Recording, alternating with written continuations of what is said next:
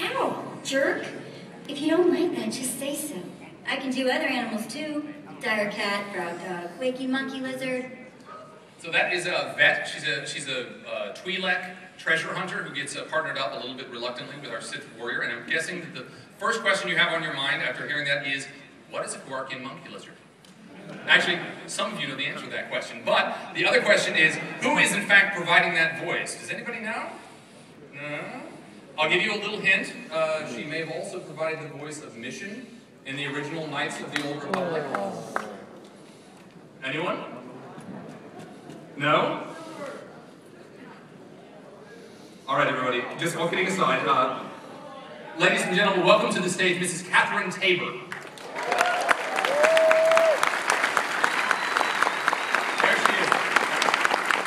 For a little Q&A, but I do have one quick question for you, Catherine. Do you know what a Quarkian monkey lizard is, and can you do an impression? My favorite characters, but being a professional, if I did my impression right now, you would have to pay me. So, Mr. Reed, can you provide us? Yeah, Mr. Stevens has mentioned he can do a Quarkian monkey lizard. There we go. There we go. Excellent. So that was nice. That was awesome. We're not going to have a contest. Please don't start that. All right, so we have one more character we're going to show with you. It's actually the first time we've revealed this companion. That's home to me.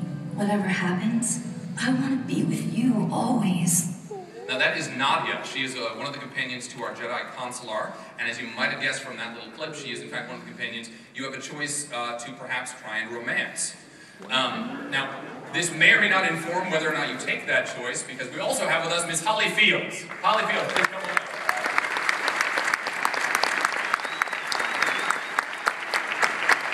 Well, thank you both for joining us here today. As I said, we will be having them participate in the Q&A, so if you have questions for the actresses, please put those in the back of your mind right now. Put some of them out of your mind right now. Thank you. All right, as you've seen, from voiceover to unique storylines, the commitment to story is what makes the Star Wars The Old Republic really a game changer in the land of the massively multiplayer game. But we also have to address the other pillars of a truly great RPG.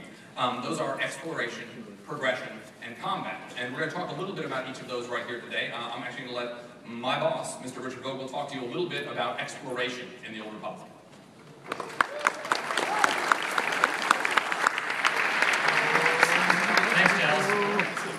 What better universe to explore than Star Wars? Seriously. Everyone remembers from the movies these great planets and iconic locations. Well, in Star Wars, The Old Republic, you will get to go and visit these planets that we so dear and love, like Tatooine and Hoth, for example. One of the great things about our planets and locations is not only will you see planets that you're familiar with the Knights of the Old Republic, but also new planets that we developed that have never seen before in the expanded universe will be shown in our game. One way to get around to these planets is your personal ship. Think of it as your mobile home in space. Your personal ship, our ships dedicated to each class will have its own unique ship that they can use and explore the universe, which is pretty damn cool. Now, one of the good things about it is you can see this galaxy map, which you can get on your ship and allows you to travel to different planets. Not only that, it can get you into space combat, like you're seeing here. So great map that you can explore the universe with, you can get into combat battle, like you see here. Now, many of you think, well, these planets like Tatooine and Hoth are huge. How am I going to get around? Well, you may have known about the previous releases of vehicles that we've shown, but we're also going to show some brand new vehicles that we're going to show you. So for the higher level gameplay that we have. There you go. From the forest moons to Tatooine. So now, these are really cool in the game, trust me, they're awesome. And the neat thing about it is, like, with Luke Skywalker, the land speeder at his time was pretty common, but back 3,000 years ago, it wasn't. So you needed the land speeder, it was more of a higher level type gameplay, and good drivers you have to have for that kind of vehicle. So we're reserving those for the higher level gameplay in our game. Now, remember that the vehicles will change probably as we get to launch. So what you see here are just preliminary versions of what we're going to have. But when you get to the game when we launch, they'll probably be even better looking and cooler than what you see here. Let's Dallas talk about progression. Thank you, Mr. Vogel. Richard Vogel, ladies and gentlemen. I mentioned progression. This is a role-playing game, so you're going to be progressing throughout the game. It's one of the tenets of making a truly great RPG. We also showed you a little bit of the type of progression that you choose yourself through the choices you make in your story. It actually changes not only your character, the way the story unfolds, but actual aspects of your gameplay. But on top of that, we also have hundreds of really amazing powers, abilities that you get, tremendous armor and weaponry upgrades, ridiculous cool looking stuff. So if you want to take a look at some of the visuals of what you might look like in the game as you progress, we're showing a few of them up here, but if you want to really see the full depth of it, make sure you go to the website, StarWarsTheOldRepublic.com. We've been releasing progression videos every few weeks, and we've shown many of the classes and what they can look like at the lower levels, what they look like at the highest level. So if you really want to know how to look awesome, how to impress your friends, check it out on the website. But last but not least, we want to talk a little bit about combat. Now, we've certainly talked a little bit about this in the past. We've said, in Star Wars The Old Republic, we want to make sure that combat is evocative of the movies, that it is fast-paced, action-packed. It really feels visceral and smooth. On top of that, though, we've added something that is very much a BioWare tenet. We've added companion characters. And James Olin is going to talk to you a little bit about companion characters generally, as well as companions in combat. Mr. Olin. Okay. Thanks, Dallas. So companion characters have been an integral part of BioWare role-playing games for more than 15 years. For those of you who are familiar with BioWare role-playing games, since Baldur's Gate, through Star Wars Knights of the Old Republic, all the way to modern games like Mass Effect and Dragon Age, they've always been a huge part of our games. And they're going to be a huge part of Star Wars The Old Republic as well. In fact, if you think about it, companion characters are kind of huge to the Star Wars movies. Han Solo has Chewbacca, and Luke Skywalker has R2-D2. So being such an important part of our game, such an important feature, we're always looking at ways to polish, improve, and make changes to companion characters as our game develops. So most of these changes come from feedback that we receive from players, fans, such as yourself, that are currently playing our game, lucky enough to right now. Although do not violate your NDA right now. You can't tell people you're playing yet. And obviously internal sources as well. So there's, we've been making a lot of different changes, some small, some big. Some of the smaller changes we've been doing to companion characters. So right now when you play the game, you can actually change what your companion character is wearing, his weapons, and all the rest of his equipment. But we've been getting a lot of feedback that says that players want to actually be able to change what their companion character looks like. So we decided to give them that ability. So you'll notice that, for example, that up here, a Twi'lek.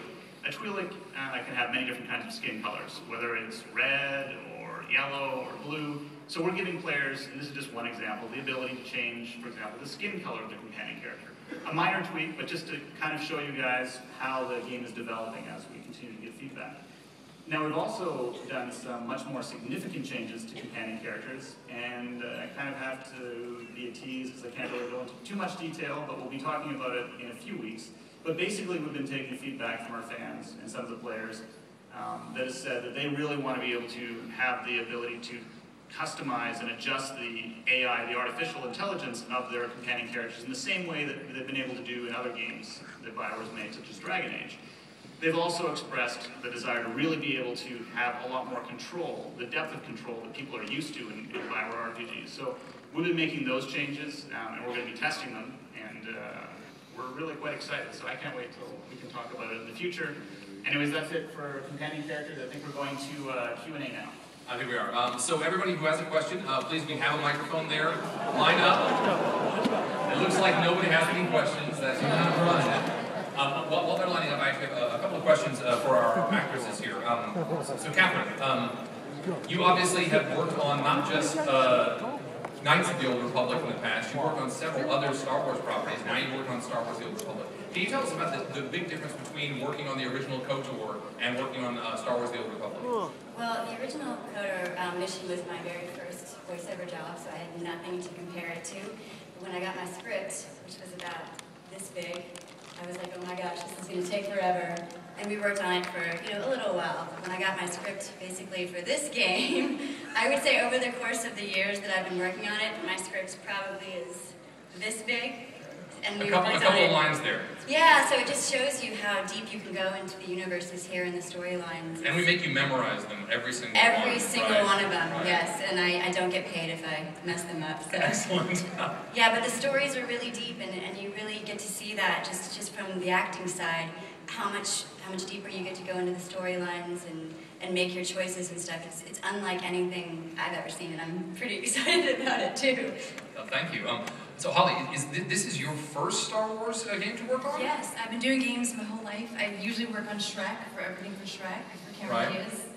But yes, my first Star Wars, and I didn't even know I got the Star Wars game, because I was told it was the Old Republic, and I had auditioned, and I thought I did horrible, and I got home and found out I got it, and my agent's like, by the way, it's Star Wars, and I'm the biggest fan of Star Wars. So, of course, I screamed, and my neighbors heard me and called the cops or something. No, so it's an amazing character, and I'm so thrilled to be a part of it. Excellent. And it's a hot character. It's just very sexy. Excellent. I like it. Does anybody here like Star Wars? I don't know if you do. We all like Star Wars.